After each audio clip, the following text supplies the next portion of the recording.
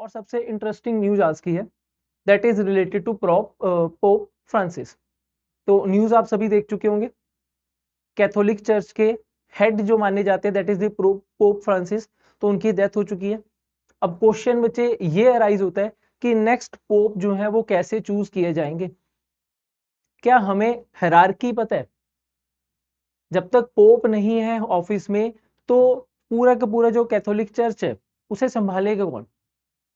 Next जो pope होने वाले हैं उन्हें चूज कैसे किया जाएगा? वोटिंग कौन करते हैं? कब वोटिंग की जाएगी, कब वोटिंग नहीं की जाएगी? और वर्ल्ड को कैसे बताया जाएगा कि यस न्यू पोप जो है वो चूज किए जा चुके हैं या नहीं किए गए? चलो तो समझते हैं, ठीक है, इंटरेस्टिंग है, आराम से समझते हैं। पहले न्यूज की तरफ चलते हैं और न्यूज ये हमारे पास that pope Francis first Latin American to head the Catholic church passes at the age of 88। तो कैथोलिक चर्च के अंदर ना आप देखेंगे एक हायरार्की मिलती है। अब ये हायरार्की के पहले हायरार्की समझते हैं। सबसे ऊपर हायरार्की में है गॉड, ठीक है, गॉड के बाद आते हैं हमारे पास पोप, पोप के बाद नीचे की तरफ हम देखते हैं हमारे पास आते हैं कार्डिनल्स। सबसे ऊपर भगवान, भगवान एक रिप्रेजेंटेटिव है दैट इज पोप, पोप के नीचे होंगे कार्डिनल्स। कार्डिनल्स अलग अलग कंट्रीज में होंगे, ठीक है, कार्डिनल्स हमेशा पोप की बात ही मानेंगे। ऐसे नीचे की तरफ चलेंगे तो हमारे पास एंटी बिशप्स हैं, प्रीस्ट हैं और फिर नीचे पीपल आ जाते हैं, ठीक है। नाउ करंट फेज में क्या है, तो करंट फेज में हमारे पास ये है कि दैट जो पोप फ्रांसिस हैं तो इनकी डेथ हो चुकी है। क्वेश्चन ये राइज होता है कि ये वाली जो सीट है ये वेकेंट हो चुकी है। अब ये सीट वेकेंट हो चुकी है तो इस सीट को कैसे फिल किया जाएगा, कैसे इलेक्शंस होंगे पोप फ्रांसिस के बाद, नेक्स्ट जो पोप होने वाले हैं कैसे पता चलेगा? तो आइए जानते हैं। सो पोप फ्रांसिस जो थे first Latin American leader of the Catholic Church died. तो इनका रियल नेम था दैट वाज जॉर्ज मारियो, ठीक है, who would later become the Pope Francis, was born as a son of the Italian immigrants in 1936। His involvement in the church began officially in 1958 when he entered the novitiate of the Society of Jesus. He was elected in 2013 following the resignation of Pope Benedict. तो इनसे पहले जो pope थे that was the pope Benedict. अभी pope जो थे currently pope थे Francis, ठीक है।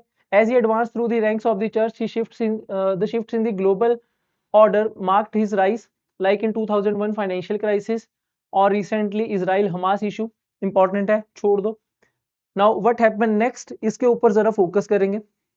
When a pope dies the death of is officially confirmed by the Vatican doctor and camerlengo, ठीक है। अब ये है पोस्ट, पोप के साथ ही एक ऑफिस और भी है हमारे पास दैट इज कैमरलेंगो। जब तक पोप की जो पोस्ट है वो वेकेंट है तब तक वेटिकन सिटी का ध्यान कौन रखेंगे, एडमिनिस्ट्रेशन कौन करेंगे, तब तक वो करेंगे दैट इज द कैमरलेंगो। तो ये जो पोस्ट है ये करेंगे। So the camerlengo is temporarily takes the charge of the church administration during the interim period, जब तक नए पोप नहीं आते तब तक, ठीक है। अब नए पोप कैसे आएंगे, तो देखिए यहाँ पोप जो है उनकी डेथ जो है उसे डिक्लेयर कैसे किया जाता है, कुछ हिस्टोरिकल प्रैक्टिसेस हैं, ठीक है। अभी हिस्टोरिकल प्रैक्टिसेस क्या है जो अभी फॉलो नहीं होती। सो जो कैमरलिंगो होंगे would tap the pope's forehead with a small silver hammer and he will call the pope's name 3 times to confirm his death। तो पुराने टाइम पीरियड से कन्वेंशन चलती आ रही है, प्रथा चलती आ रही है कि जो कैमरलिंग होंगे वो पोप के हेड के ऊपर, फोरहेड के ऊपर 3 बार क्या करेंगे, एक छोटे से सिल्वर हैमर से टैप करेंगे और पोप का नेम लेंगे। ये करने के लिए फाइनल ऑफिशियली कि यस पोप जो है उनकी डेथ हो चुकी है, ठीक है। Next, the ritual is no longer followed despite the ritual being discontinued, the camerlengo still holds the important role in the process.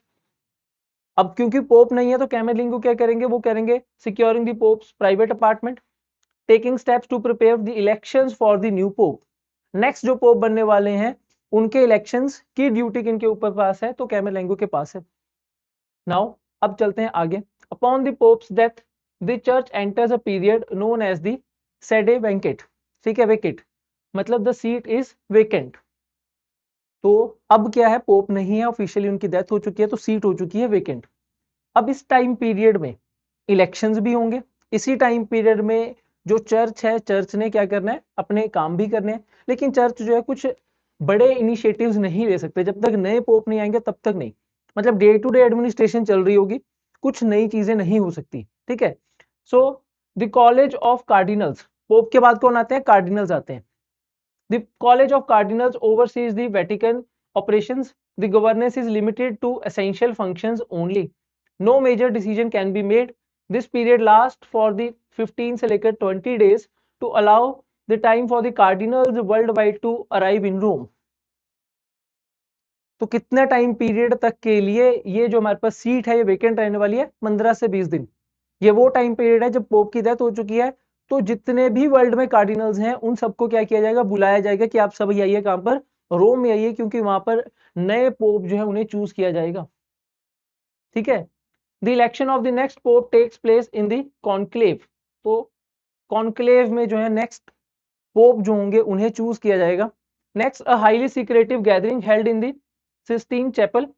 Only cardinals under the age of 80 are eligible to vote. सभी cardinals नहीं vote कर सकते, जो 80 से कम वाले होंगे वही कर सकते हैं। अब ये इंपॉर्टेंट पॉइंट क्यों है?